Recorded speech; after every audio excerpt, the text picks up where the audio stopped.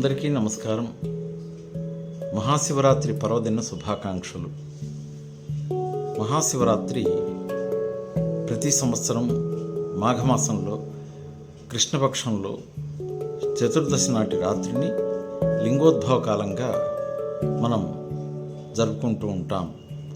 మహాశివరాత్రి నాడు ఉపవాసం ఉండడం, ఆ రోజంతా కూడా శివుని దేవాలయాన్ని దర్శించడం, శివుణ్ణి ఆరాధించడం, స్తుతించడం, కీర్తన చేయడం, గానం చేయడం, స్వామివారిని వివిధ పుష్పాలతో అలంకరించడం, అభిషేకాలు చేయడం, ఇవన్నీ కూడా మనం చేస్తూ ఉంటాం.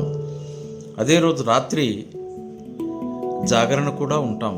లింగోద్భవ కాలంలో స్వామివారిని దర్శించాలి అని ప్రతి ఒక్క భక్తుడు కూడా ఎంతో ఆశతో ఎదురు చూస్తూ ఉంటాడు. పరమేశ్వరుడు ఈ సృష్టిని చేయాలి అని అనుకున్నప్పుడు ఆయన సృష్టికర్త అయినటువంటి బ్రహ్మగాను, స్థితికారకుడైనటువంటి విష్ణుమూర్తిగాను, తిరిగి తనలో లయం చేసుకునేటప్పుడు శివునిగాను ఆయనే ఆవిర్భవించాడు. అటువంటి సృష్టికి మూలకర్త అయినటువంటి పార్వతీ పరమేశ్వరులను మహాశివరాత్రి పర్వదినాన ధ్యానించుకోవడం, స్వామివారికి అభిషేకాలు చేయడం మనం తరతరాలుగా వస్తున్నటువంటి ఆనవాయితీ. వందే శంభు ఉమాపతిం సురగురం వందే జగత్కారణం వందే పన్నగభూషణం మృగధరం వందే పశూనాం పతిం వందే సూర్య శశాంక వన్హినయనం వందే ముకుంద ప్రియం వందే భక్తజనాశ్రయంచ వరదం వందే శివం శంకరం. వందే శంభం. శివ అంటే మంగళములను ప్రసాదించేటటువంటి వాడు, శాంతిని, సౌఖ్యాన్ని, సుఖాన్ని, అలాగే ఐశ్వర్యాన్ని కూడా ఇచ్చేటటువంటి ప్రదాత ఎవరు అంటే పరమేశ్వరుడు. అటువంటి శంభునికి నమస్కరిస్తున్నాను. వందే శంభు ఉమాపతిం. పార్వతీ అమ్మవారి యొక్క భర్త అయినటువంటి పరమేశ్వరుడు అంటే పర్వతరాజ కుమార్తె కాబట్టి ఆమెకు పార్వతి అని పేరు వచ్చింది. పార్వతి పరమేశ్వరుని వివాహం చేసుకున్నది కాబట్టి ఉమాపతి అని అంటారు. ఉమాపతిం స్వరగురం. దేవతలందరికీ కూడా ఆయన గురు అంటే దక్షిణామూర్తి రూపంలో జ్ఞానాన్ని ప్రసాదించినటువంటి మహానుభావుడు. వందే జగత్కారణం. వందే శంభు ఉమాపతిం సురగురం వందే జగత్కారణం అంటే ఈ సృష్టిని ఏర్పాటు చేసినటువంటి మహానుభావుడు. 84 లక్షల జీవరాశుల్లో కూడా ఆయన ఉంటూ ఆయనలో అందరినీ ఉంచుకుంటూ ఈ జగత్తును ఏర్పాటు చేసినటువంటి మహానుభావుడే పరమేశ్వరుడు. ఈ జగత్తును ఏర్పాటు చేసింది ఆయన కాబట్టి జగత్కారణకుడు. పన్నగభూషణం. ఆయన సర్పాలను ధరించుంటాడు. సర్పములు అంటే యోగులు. యోగులు నిరంతరం కూడా పరమాత్మని ఆశ్రయించి ఉంటారు కాబట్టి వందే పన్నగ భూషణం. భూషణం అంటే ఆభరణాలుగా కలిగి ఉన్నాడు. సర్పాలనే ఆభరణాలుగా కలిగినటువంటి వాడు. మృగధరం. ఆయన చేతిలో జింక ఉంటుందండి. ఆ జింక మనస్సుకు సంకేతం.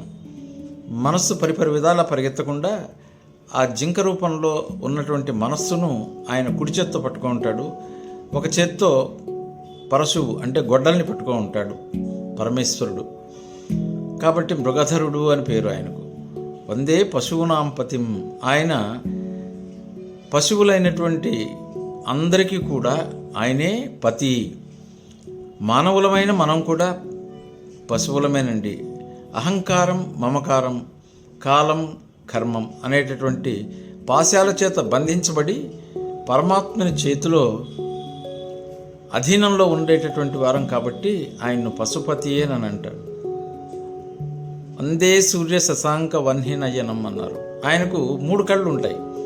ఒక కన్ను సూర్యుడు, ఒక కన్ను చంద్రుడు, ఒకటి అగ్నినేత్రం, మధ్యలో ఉండేటటువంటిది అగ్నినేత్రం. సూర్యుని కన్ను ద్వారా అంటే కుడి కన్ను ద్వారా వెలుతురును ప్రసాదించి వెలుతురు జ్ఞానానికి సంకేతం. ఎడమ కన్ను చంద్రుడు అంటే శాంతి, ఆహ్లాదాన్ని ఇస్తాడు. 3వ కన్ను అగ్నినేత్రం అంటారు. అంటే పాపాలు ఎక్కువైపోయినప్పుడు 3వ కన్ను తెరవడం అనేది జరుగుతుంది. కాబట్టి వందే సూర్య శశాంక వన్హినయనం వందే ముకుంద ప్రియం. ముకుందుడు అంటే విష్ణుమూర్తి. విష్ణుమూర్తి నిరంతరం కూడా ఈశ్వరుణ్ణి పద్మాలతోనూ మారేడు దళాలతోనూ పూజిస్తూ ఉంటాడట. కాబట్టి ముకుంద ప్రియం అంటే విష్ణువుకు మహాప్రీతికరమైనటువంటి వాడు. వందే భక్తజనాశ్రయంచ వరదం వందే శివం శంకరం. భక్తులందరూ కూడా ఎవరిని ఆశ్రయించుంటారయ్యా అంటే పరమాత్మని. కాబట్టి ఎందుకు ఆశ్రయించుంటారు? మనం ఎన్ని రకాల కోరికలు కోరుతూ ఉంటాము, వాటిల్లో మన అర్హతను బట్టి తీర్చేటటువంటి మహానుభావుడే పరమేశ్వరుడు. కాబట్టి అటువంటి పరమేశ్వరునికి నేను నమస్కరిస్తున్నాను అనుకుంటూ శివరాత్రి పర్వదినాన మనం ముందుకు సాగాలి.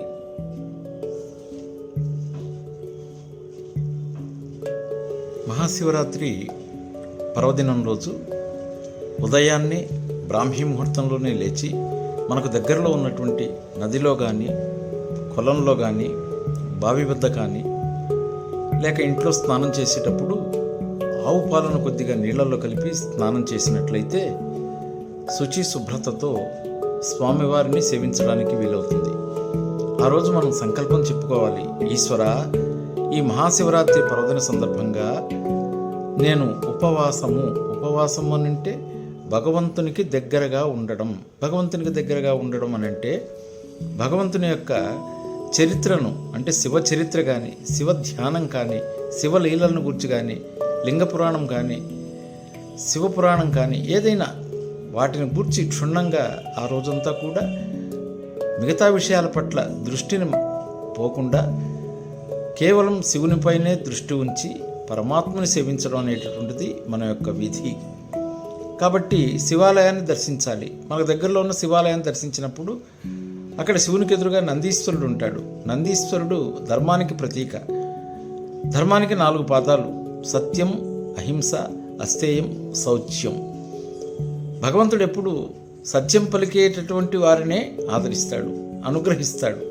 అంటే మనం భగవంతుని యొక్క స్వామి యొక్క అనుగ్రహం పొందాలి అని అంటే సత్యం పలకాలి. ఆ సత్యం కూడా ఎలా ఉండాలి అంటే మనం మాట్లాడే తీరును, సుందరకాండలో రామచంద్రమూర్తి మాట్లాడిన తీరును ఆంజనేయ స్వామి వారు ఒక మాట అంటారు.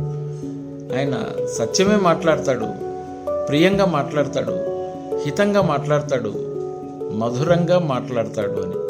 స్వామివారు ఎప్పుడు నిరంతరం సత్యమే మాట్లాడతాడు. ప్రియంగా అంటే ఎదుటివారికి ప్రియం కలిగించాలని అసత్యం మాట్లాడకూడదు. అలాగే మధురంగా మాట్లాడడం అంటే మాట్లాడే కొద్దీ ఇంకా వినాలా అనే విధంగా మాట్లాడడం అనేటటువంటిది ఒక కళ అండి. హితంగా మాట్లాడడం అంటే ఇతరులకు మనం మాటలు మేలు చేసేదిగా ఉండాలి. ఏదో ఒకటి మాట్లాడడం కాదండి, చక్కగా మాట్లాడడం అనేటటువంటిది వాక్కు అగ్నితో సమానం. ఎలా అంటే అలా మాట్లాడితే అగ్ని దహించి వేసినట్టే వాక్కు కూడా మనకు ఇబ్బందులను తెచ్చిపెడుతుంది. కాబట్టి మాట్లాడే ముందర ఆచితూచి ఆలోచించి మాట్లాడడం అనేటటువంటిది కూడా ఒక గొప్ప కళ. కాబట్టి సత్యాన్ని మాట్లాడాల. అహింస, ఎవరికి హింస పెట్టడం అనేది పనికిరాదు. అస్థేయం, ఇతరుల యొక్క సొత్తును ఆశించకూడదు. శౌచ్యం, శుభ్రతతో ఉండాల. మనం శుభ్రంగా ఉండడమే కాకుండా మన పరిసరాలు, దేవాలయ ప్రాంగణం అంతా కూడా శుభ్రంగా ఉంచుకునేటట్టు చూస్తేనే ఆ నందీశ్వరుని యొక్క అనుగ్రహాన్ని మనం పొందగలుగుతాం. ఆ నందీశ్వరుని యొక్క కొమ్ముల్లో నుంచి మనం శివలింగాన్ని దర్శించడం జరుగుతుంది. దానికి అర్థం ఏంటంటే ధర్మంలో నుంచి దైవాన్ని చూడాలి. అంటే ధర్మం ఉన్న చోటే దైవం ఉంటాడు అనేటటువంటిది మనం తెలుసుకోవాల్సినటువంటి విషయం అన్నమాట. ఇక లింగ రూపంలో ఉన్నటువంటి ఈశ్వరుడు, లింగము అని అంటే చిహ్నము అని అనండి, అంటే ఒక గుర్తు. ఏంటి అని అంటే లింగము ఒక ప్రపంచం అనుకుంటే ఆ ప్రపంచంలో మనం అందరం ఉన్నాం. మనలో ఆయన ఉన్నాడు, ఆయనలో మనం ఉన్నాము. మనలో ఆయన ఉన్నాడు కాబట్టే ఒక ప్రమిద రూపంలో ఆయన ఉంటే, జ్యోతి రూపంలో వెలుగుతూ ఉంటే, ఆ జ్యోతిలో నుంచి వచ్చేటటువంటి కాంతే అమ్మవారు, శక్తి స్వరూపిణి. కాబట్టి మనలో వెలుగుతున్నటువంటి చైతన్యం ఉన్నంత వరకే మనం జీవించి ఉంటాం. శివమయం, మన శరీరం అంతా కూడా శివమయం అంటే చైతన్య స్వరూపం. మన అవయవాలన్నీ సక్రమంగా పనిచేస్తాయి చైతన్య రూపంలో ఉన్నటువంటి అమ్మవారు ఇచ్చేటటువంటి శక్తి వలన. కాబట్టి శక్తి స్వరూపిణి స్వామివారితో కలిసి ఉన్నటువంటి తత్వమే అర్ధనారీశ్వర తత్వము అని అంటారు. కాబట్టి దీపం వేరు, వెలుగు వేరు కాదు. సూర్యుడు వేరు, ప్రకాశం వేరు కాదు, వెన్నెల వేరు, చంద్రుడు వేరు కాదు. అవి కలిసి ఉన్నప్పుడే వాటి యొక్క ప్రాముఖ్యత. కాబట్టి స్వామివారు లింగ రూపంలో ఉంటాడు, అలాగే సాకార రూపంలో కూడా మనకు దర్శనమిస్తూ ఉంటాడు. ఆయన చక్కగా జటలను పెంచుంటారు. ఆ జటాజూటంలో గంగను బంధించి ఉంటాడు. అలాగే శశిరేఖ అంటే చంద్రరేఖను ధరించి ఉంటాడు. నుదుటి మీద విభూతి పుండ్రాలను కలిగి ఉంటాడు. తెల్లగా ఉంటాడు స్వామివారు, స్ఫటికంలాగా ఉంటాడు. ఆయన సర్పాలను ఆభరణాలుగా ధరించి ఉంటాడు.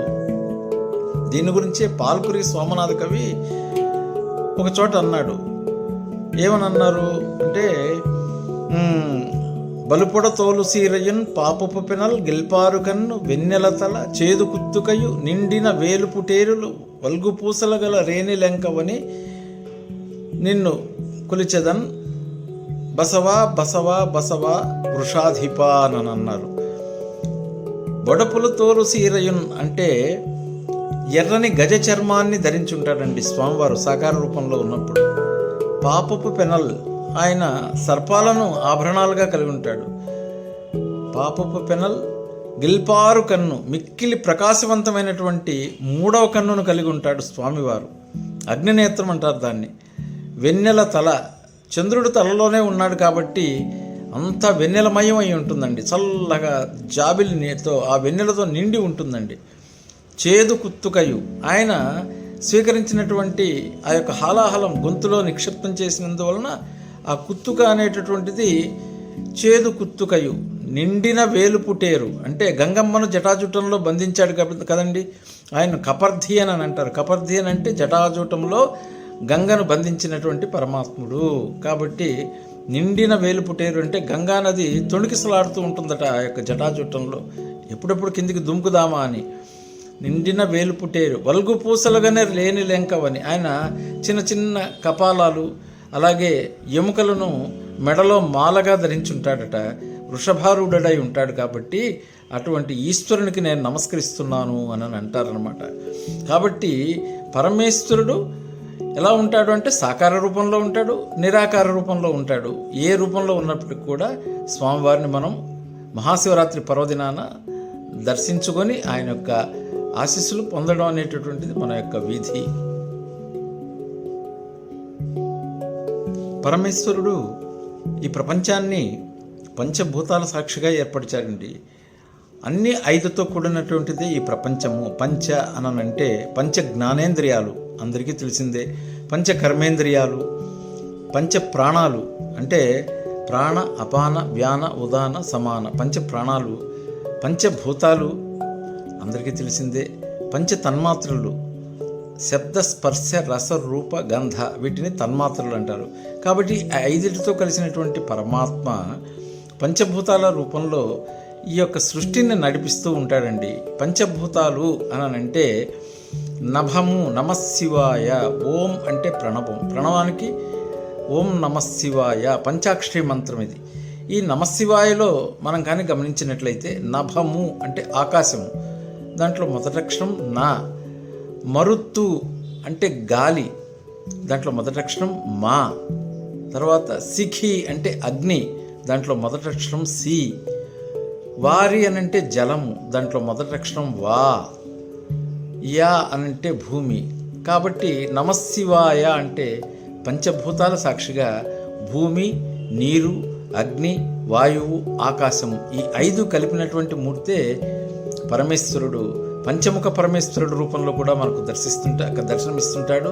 సజ్జోజాత, వామదేవ, అఘోర, ఈశాన, తత్పురుష అని 5 ముఖాలను కలిగినటువంటి పరమేశ్వరుడు 10 చేతులతో మనకు ప్రసన్నవదనంతో కనిపిస్తూ ఉంటాడండి.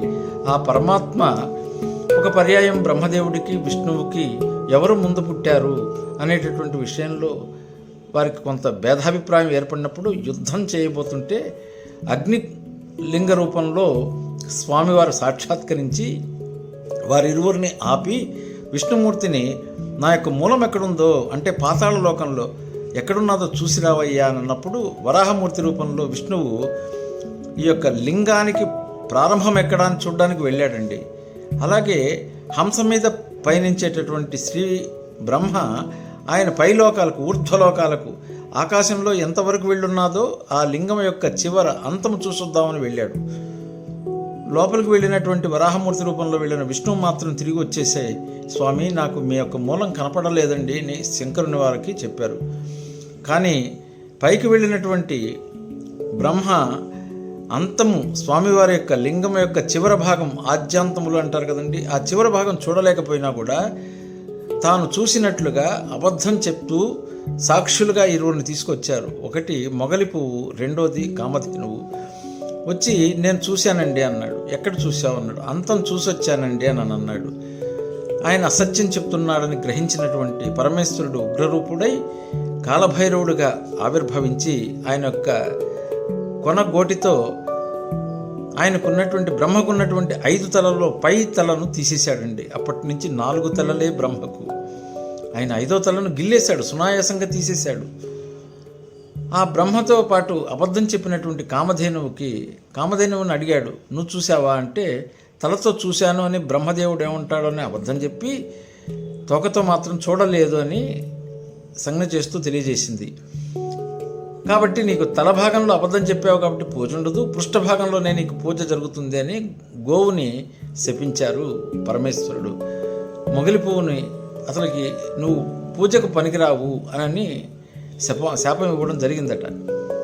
కాబట్టి అప్పుడు బ్రహ్మదేవుడు ఆయన్ను అడిగితే, అదేంటండి నీకు గుడి అనేటటువంటిది ఉండదు భూలోకంలో అని శాపం ఇస్తే, ఒక్క రాజస్థాన్లోని పుష్కర్ అనేటటువంటి ప్రాంతంలో మాత్రమే స్వామివారి యొక్క గుడి ఉన్నది అని అంటారు.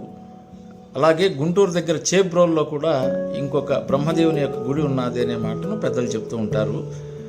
ఆయనకు ఎక్కడ గుడి అనేది లేకుండా పోయింది. అప్పుడు ఆయన అన్నాడు, నన్ను ఇంకా స్మరించుకునేది ఎవరు అంటే ప్రతిరోజు అనుగ్రహిస్తూ పరమేశ్వరుడు 4 మాటలు మాట్లాడితే ఒక మాట నిన్ను గురించి అనుకుంటుంటారయ్యా అని అన్నాడు. కాబట్టే మనము ఈ బ్రహ్మాండమంతా అంటాం, ఈ లోకమంతా అనేదానికి.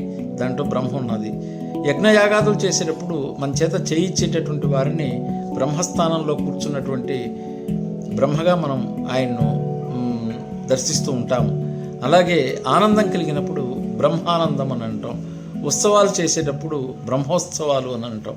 ఈ విధంగా బ్రహ్మ పేరును అనేక పద్ధతుల్లో మనం తలుచుకోవడం బ్రహ్మగారిని జరుగుతూ ఉంటుంది. అసత్యం చెప్పాడని తల తీసేసినటువంటి పరమాత్మ. కాబట్టి భగవంతుడి దగ్గర ఎప్పుడు అసత్యం చెప్పడం కానీ, అన్యాయంగా కానీ, అవినీతితో కానీ సంపాదించినటువంటి ధనంతో దాన ధర్మాలు చేస్తాం కాబట్టి మనకు పుణ్యం వస్తుంది అనే ఆశతో చేయడం అనేటటువంటిది మన యొక్క మూర్ఖత్వం అన్నమాట. మనకున్న 10 రూపాయల్లోనే ఒక 2 రూపాయలు చేసినా పర్వాలేదు, కానీ అవినీతితో సంపాదించినటువంటి ధనంతో మాత్రం ఎటువంటి దాన ధర్మాలు కూడా చేయకూడదండి. భగవంతుడు హర్షించడు అనే విషయాన్ని మనం తెలుసుకోవాలి.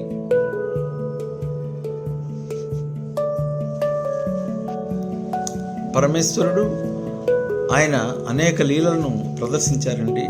వాటిల్లో మనకు ముఖ్యంగా తెలిసినటువంటిది క్షీరసాగర మదనం జరిగినప్పుడు హలాహలం వచ్చింది. దేవతలు రాక్షసులు పరుగున ఆ యొక్క విష తాకిడికి తట్టుకోలేక కైలాసానికి వెళ్ళి శివుణ్ణి ప్రార్థించినప్పుడు అమ్మవారితో సమేతుడై కూర్చున్నటువంటి పరమశివుడు ఆ యొక్క కాలకూట విషాన్నంతటిని కూడా తన చేతిలోనికి ఒక నేరేడు పండులాగా చేసి పట్టుకొని అమ్మవారి తట్టు చూసి, దీన్ని స్వీకరించమంటావా అని నన్ను అడిగాడు. అప్పుడు అమ్మన్నది, మృంగెడువాడు విభుండని మృంగెడునది గరళమనియు మేలని ప్రజకున్ మింగమనియే సర్వమంగళ మంగళసూత్రంబునెంత మది నమ్మినదో అని అంటారు. ఆ తల్లి తీసుకోవయ్యా పర్వాలేదు, లోకమంతా క్షేమంగా ఉంటుంది, మీకేం కాదు అని అమ్మ అన్న తర్వాత ఆయన తన లోపలికి తీసుకున్నాడండి. తీసుకొని లోపల ఉన్నటువంటి లోకాలకు కానీ బయట ఉన్నటువంటి లోకాలకు కానీ ఎలాంటి ఇబ్బంది కలగకుండా ఉండడానికి తన యొక్క గొంతులో ఆ గరళాన్ని నిక్షిప్తం చేసి నీలకంఠుడయ్యాడండి మహానుభావుడు. అటువంటి నీలకంఠుని శిరస్సుపై నీరు చల్లి పత్తి ఇసుమంత ఎవ్వారు పారవైతూ కామధేనువు వారింటి కాడి పసరము అల్ల సురసాఖి వానింట మల్లి చెట్టు అని అన్నారు. అంటే ఎవరైతే మహాశివరాత్రి పర్వదినం రోజున వారి యొక్క శక్తిని బట్టి స్వర్ణలింగం కానీ, రజతలింగం కానీ, లేకుంటే స్ఫటికలింగం కానీ, పార్థివలింగాన్ని కానీ, ఏ రూపంలోనైనా లింగాకారంలో ఉన్నటువంటి పరమేశ్వరుని కానీ పూజ చేస్తూ ఆయనకు అభిషేకం చేసి అభిషేకానంతరం నూతన వస్త్రాలను సమర్పించి అనేక రకాలైనటువంటి పూలతో, మందార పుష్పం అంటే మహా ఇష్టం అండి పరమాత్మకు, మల్లె పువ్వు అన్నా కూడా చాలా ఇష్టం. మల్లికార్జునుడు భ్రమరాంబా సమేతుడైనటువంటి మల్లికార్జున స్వామిని దర్శించినట్లుగా మనం భావిస్తూ వీలైతే శ్రీశైల మల్లికార్జున స్వామి వారిని దర్శించి ఆ యొక్క స్వామి జ్యోతిర్లింగాల్లో ఒకడైనటువంటి మల్లికార్జున రూపంలో ఉన్నటువంటి మహాలింగాన్ని, అలాగే అష్టాదశ పీఠాల్లో ఒకటైనటువంటి అమ్మవారిని కూడా దర్శించి మనం వారి యొక్క ఆశీస్సులు పొందడానికి మనం వీలైనంత వరకు దగ్గరలో ఉన్నటువంటి పుణ్యక్షేత్రాలను దర్శించాలా. లింగోద్భవ కాలంలో ముఖ్యంగా అభిషేకం చేస్తుంటే స్వామివారికి అభిషేకం అంటే జలంతో, శుద్ధ జలంతో అభిషేకం చేస్తారండి. నమక చమకాలు చదువుతూ అభిషేకం చేస్తారు. ఆ చేసేటప్పుడు ఆ నమక చమకాలతో పాటు పంచామృత అభిషేకం కూడా చేస్తారండి. అంటే ఆవు పాలు, ఆవు నెయ్యి, పెరుగు, అలాగే చక్కెర, తర్వాత తేనె, ఈ 5 ద్రవ్యాలతో కూడా స్వామివారికి అభిషేకం చేస్తారు. విభూతి కలిపినటువంటి జలంతో కూడా స్వామివారికి అభిషేకం చేస్తారు. విభూతి అంటేనే ఐశ్వర్యం. ఐశ్వర్య ప్రదాత ఎవరు? మనం ఈరోజు మనం జీవనాన్ని సాగిస్తున్నాము అని అంటే మీ దగ్గర ఎంత రకమైన, ఎంతో బలమైనటువంటి నైపుణ్యము, శక్తి సామర్థ్యాలు ఉన్నప్పటికీ కూడా పరమాత్మని యొక్క కృప లేనిదే మనం ముందుకు పోలేం. కాబట్టి ఆ పరమశివుని మహాశివరాత్రి పర్వదినాన రాత్రికి జరుగుతున్నటువంటి అభిషేకాలను ప్రదోష వేళ నుంచి చూసి ఆ తర్వాత తదుపరి రోజు ఉదయాన్నే లేచి శుచిశుభ్రతంగా స్నానం చేసి రకరకాలైనటువంటి పిండి వంటలతో స్వామివారికి నివేదించి, ముఖ్యంగా పాయసానాన్ని నివేదించి 10 మందికి భోజనం పెట్టి మనకు చేతైనంత దానం చేసి ఆ యొక్క ప్రసాదాన్ని కానీ స్వీకరించినట్లయితే ఆ పరమశివుని యొక్క ఆశీస్సులు మెండుగా ఉంటాయని తెలియజేస్తూ సర్వే జనా సుఖినో భవంతు, సమస్త సన్మంగళాని భవంతు. స్వస్తి.